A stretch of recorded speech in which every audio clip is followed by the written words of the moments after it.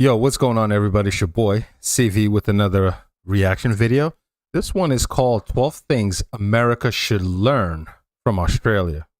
All right, let's just get into it. Let's get this to 100 likes if we can. Appreciate you guys. Let's do it.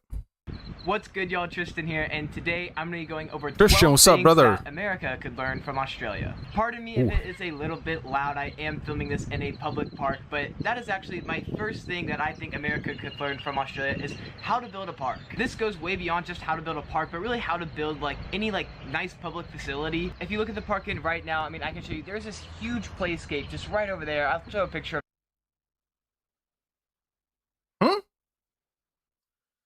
You will never see this in America. You kidding me? First of all, this in America would be, you would have to pay to get in. Everything costs money. And the funny thing is, I've seen parks in Japan where you can do a full workout.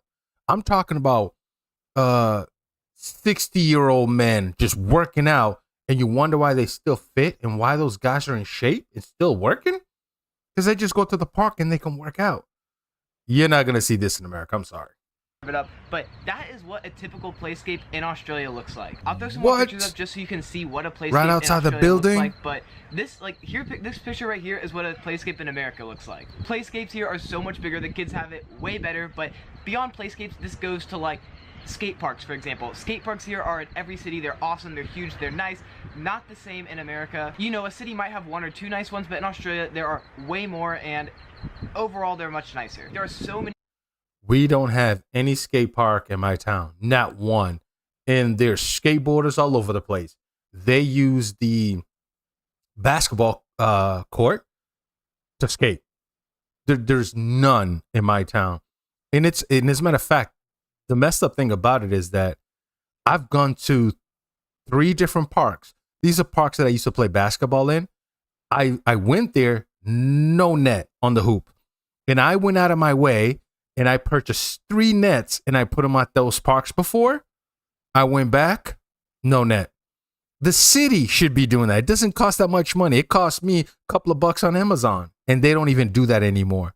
They don't want kids to go outside, man. They want kids to just stay in the house. They don't want to do anything for the city, which is, it's exercise and kids can, make friends. Nah, we ain't doing that in America. Stay in the house. Use all the electricity and internet usage, and we're okay. Kids in America just want internet and electricity. That's it. Examples of great public parks or public facilities in Australia. Pretty much every single city here in Australia, not like all, but most of them have these things called lagoons. They're not really like lagoons, they're just public pools. I love that. But check out how nice these things are. These are free pools open to the public. They're absolutely beautiful, and they're right in the city center. I'm currently in Airlie Beach. This is what the beach looks like. Brisbane also has a nice one. The parks here are just so much nicer, and everything related to them is nicer. Oh, and there's free electric grills. Listen, that's the type of stuff that makes you move to a country when you don't know too much information about it. Because I know where I live, in some places in this country that I've been to, you're not going to see that all the time. And go look at New York. Go look at Harlem. We're using fire hydrant in the summertime to keep the kids cool. Fire hydrant. I'm talking about the water that comes from the rain. The water comes from under the ground to put fire out. You go to New York, that's what these kids are using to stay cool in the summer times when it gets too hot. Oh, man. Right over there, there's 2 perfectly clean electric grills, and and free bathrooms. God, I need to, this could have been 5 points all on its own, but anyways. Did this guy just say bathroom? Sorry if I'm pausing. This video, right, this is only 1 minute in. I'm sorry. Listen, did he just say bathroom? Do you know who's going to take over the bathroom? Homeless people. Just saying. Point number 1, parks in Australia are so much nicer, and the US could learn how to build parks like Australia. The second thing that America could learn from Australia is how to make a thing of coffee. The coffee here is so nice, it's so fancy, it's so well done. Just like a basic cheap cup of coffee, they just put so much more attention to detail in it. I can't really talk too much called love. Because I don't drink coffee. It's called love. Like it. But literally, everyone who comes here, Americans, non-Americans, everyone who comes here just thinks Australia has the absolute best coffee in the world. Alright, now the third thing America can learn from Australia is traffic circles. Oh my god. Alright, they have traffic circles freaking everywhere here. Sorry about that. I forgot to turn my light on. I love my light, so Here we go. Traffic circles. As a matter of fact, I don't know too much about traffic circles. I see it all over the place, like overseas, but not here in America. So I don't know. Let's see. Oh my god. Alright, they have traffic circles freaking everywhere here. What's the You'll benefit? find them in neighborhoods, you'll find them in towns, you'll find them connecting big roads. Will it be traffic circles with like 2-3 lanes on them? They are so common, and they just speed up the flow of traffic so much. Like, there are so many like small stoplights that we have in America that could be eliminated if we put a traffic circle there. Like, no joke. That makes sense. 1/4 the amount of stop signs in Australia as there are in America because of the traffic circles, and also they just put a lot more like yield signs up instead of stop signs. So like if you don't have to totally stop, those put a yield sign there. That makes sense because this is a road. Once I leave my house, there's a light, and then literally 20 yards another light, and then 50 yards another light. But what happens all the time is that when people are getting out of work and school, that street it's ridiculous. Which is also kind of nice. All right, so the fourth thing I think America could learn from Australia is how so far so good. Sell watermelon. What I mean by this is in America. Bro, listen. You sold me with the park. I don't know if you're gonna sell me with watermelon, but let's hear it.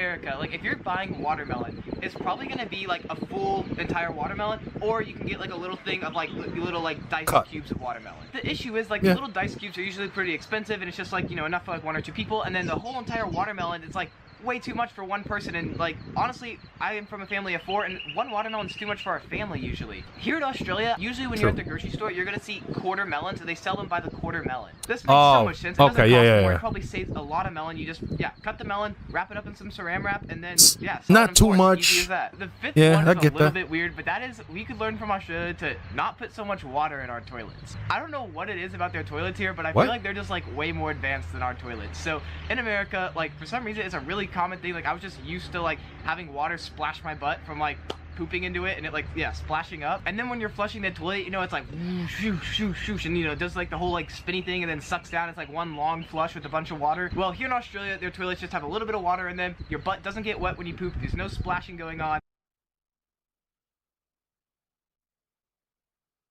Wait, that's the water line on the right for the toilets in Australia? Yeah, but what if it gets around like this area where there's no water? Doesn't it just stick? Oh, no, okay, so when you flush it, water comes down, washes. Okay, yeah. I mean, honestly, if it works in Australia, so if it works in Australia, listen, that's a lot of water you can save here in America, man, because every 3 months when that water bill comes, whoo, boy. You know, sometimes I don't need to take showers. I'm joking, but yeah, but it could be expensive, man. I didn't know that. I can't believe I'm saying this. Anyways, and then on top of that, they also have like buttons. They have a button for poo and a button for pee. Some American toilets do have this, but I think it's like a law here in Australia because that is a good idea though. Buttons to save some water. The sixth thing that America could learn from Australia is free/cheap sunscreen. You're probably laughing at me as I say this while I'm all burnt, but that's just because I was on a boat for the past 3 days. Here in Australia, you can get like a full giant 1-liter thing of sunscreen, like enough for an entire family for an entire summer for like, I think it's like $8. Like they're like super cheap. And beyond that, I usually don't pay at all for sunscreen because it's just free at most places. Like if you go to like a hotel, if you go to an office, a restaurant, like imagine like how hand sanitizer is free in America. Yeah, but I mean in Australia though, because of that weather, you need it. Versus like me, I'm in Boston. It's like, you know, it's half of the year maybe, and I may go to the beach three times tops, if that. So, A lot of places, I mean, it's still cool. Sunscreen laying out in different places like that. I get it. You can just get some, you know, put it on if you want. This is so nice and makes so much sense. I'm not completely sure on this, but I think the government subsidizes sunscreen a little bit. I think that's how they get it so cheap. Not positive, but anyways, it makes so much sense because the government also pays for the healthcare here. You're gonna have to be paying a lot more for skin cancer than you are gonna be paying for sunscreen. All right, now the seventh thing America could learn from Australia is work-life balance and how to party. Australians, man, they love to have fun. They love to get drunk. They party. I need to hear this. Just kind of the culture here and in Europe, they get a lot more paid time off for vacation. Typically, you get about 5 paid weeks off for vacation here. So that could be one of the reasons. Did he say days? Wait.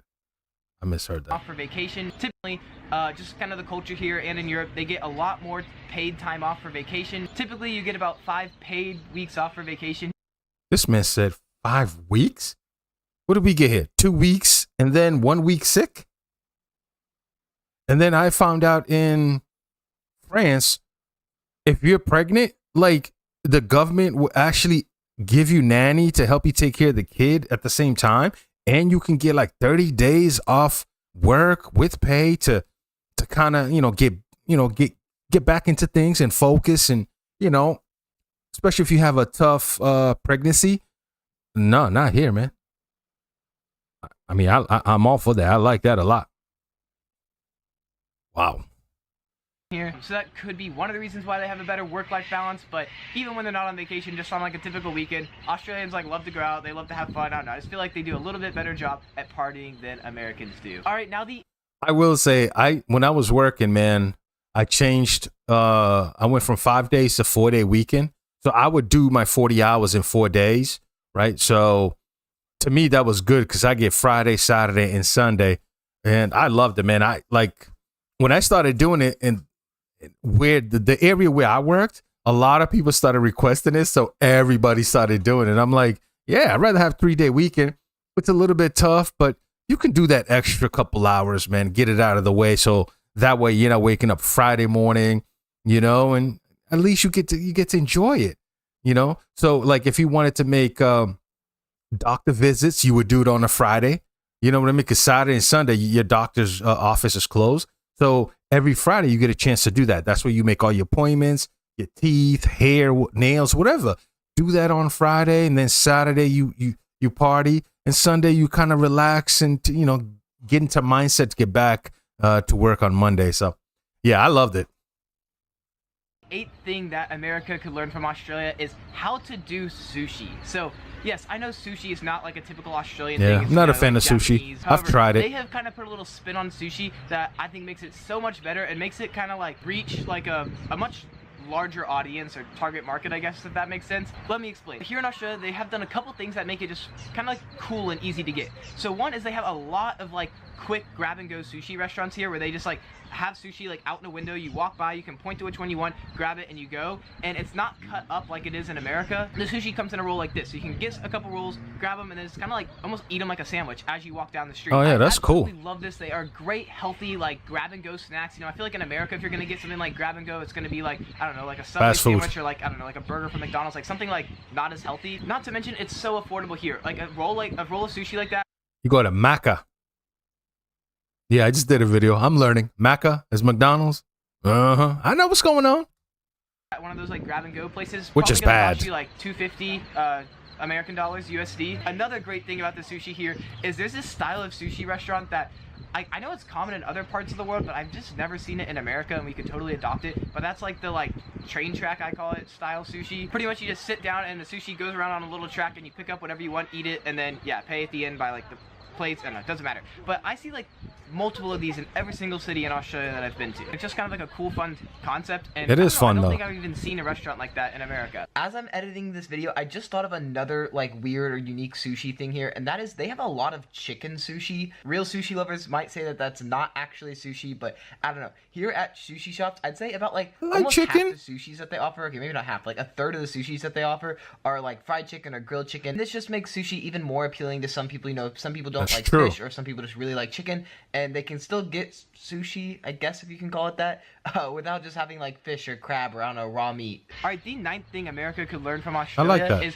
how to run a DMV. So I don't really know what to call this, but like, you know, like the place where you like you go to get your license, to get like your car registered, like the government office like entity that you go to get all your car stuff worked out. In America, we call it the DMV, the Department for Motor Vehicles or something like that. Anyways, and then I know in Victoria they call it like Vic Roads, and then I know in Queensland they call it something else, so it's different in every state here. But the place where you go to get like stuff for your car, get it registered and all that stuff, oh my god, it is so amazing in Australia. Like 10 out of 10 recommend. Like they're tech savvy, you can make appointments online, they're quick, you get a little letter or number, you go into a queue. There was someone that greeted me when I walked in, like they were just so like, it was a great pleasant experience, and I was only there for like less than an hour. If you go to America, any American will know what I'm talking about, but oh my god, going to... Dude, I went to DMV on a Monday thinking Everybody's back to work. Everybody's at school.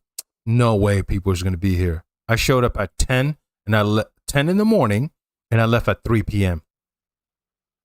on a Monday thinking everybody's at work. I guess all of those people thought the same thing and we just met there. 10 a.m. till 3 p.m., bro.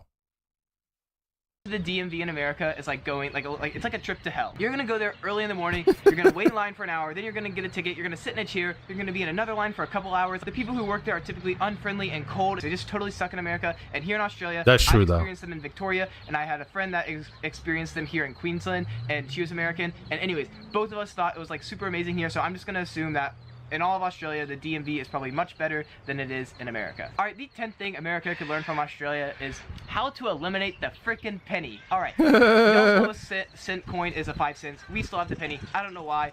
Not much to add to that. We just need to take after you and eliminate our penny. Number 11, and this is probably the most important one on this entire list, and that is we need to learn how to breathalyze like you do in Australia. When I was in Victoria, y'all had these big old giant buses that are all over the roads at all times of the day, just randomly going, and they breathalyze, they like shut a road down and they breathalyze every single car that goes by. It could be at 2 p.m. in the afternoon, 10 a.m., like 4 in the morning. You've no idea when they're gonna be there. They're just there and they breathalyze everyone, and yeah, it's a great way to catch people who are on drugs or drinking and driving. The 12th thing I think America could learn from Australia.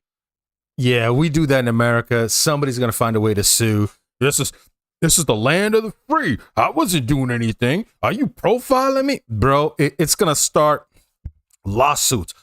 Why you testing me, huh? But he did say everybody, but in America, some way, somehow, someone will find a way to sue somebody. It just doesn't work. It's profiling. It's just all kind of caca. You know what I mean? Just saying. Australia is your slang, and I'm not saying we should like take your slang and adopt it to America. No, like y'all. They do have is, like, great. brekkie like for breakfast. Australian culture. It's just who you are, you know. They do got cool slangs. And in America, our slang's kind of shit. Like I don't know. We don't have good slang. We don't have much hey, slang bro. Anyways, America, we need to up our slang game because here in Australia they have so. Hey, first of all, we do have slang. You just don't have any good ones, and you don't have good friends like me that know a lot of slang. You know what I'm saying? I'm sorry, man. We got cool slang, but I love the Australian slang though a little bit better because it just sounds so funny. You know, brekkie for breakfast, like that sounds fun to say. And Mecca for McDonald's, I just sounds so fun. So much slang. And if you want to learn some Australian slang, there are 100 Aussie words and phrases, and you can check those out right down there. And also, if you want to know some things that Australia could learn from America, check out that video right up there. Thank you all so much. All right, man. That's actually that was a fun video to watch, man. And the toilet thing, I think that's something that we should think about. The park, I don't think it's gonna happen here in America, man. We don't want to encourage kids to go outside at all. We want them inside, using up the electricity, internet, and give parents a headache when they should be outside exercising and interacting with others. But like in my city, like I said, the basketball court, it's just no net. I've seen grass grown in the middle of the basketball court. Like they don't really care about parks in America at all. The park that he showed, if I have a kid, I'm looking forward to going to park because so when you don't put those things in a park, you know what that does? Homeless people take over. They're like, well, there's nobody going to come here because there's no net. They don't take care of it. So homeless people just take over the park and then they just leave it that way. They don't care. And then that's it, man. Hey, shout out to Christian. I'm going to put a link to his channel in the description. Check him out. Give him some love. That was a good video, man. I like that a lot. But the toilet, I think that's something we should definitely adopt, or because it saves money on that water, man. Every 3 months, it's a little much. But anyways, man, love you guys. Keep your head up. Till next time. Peace.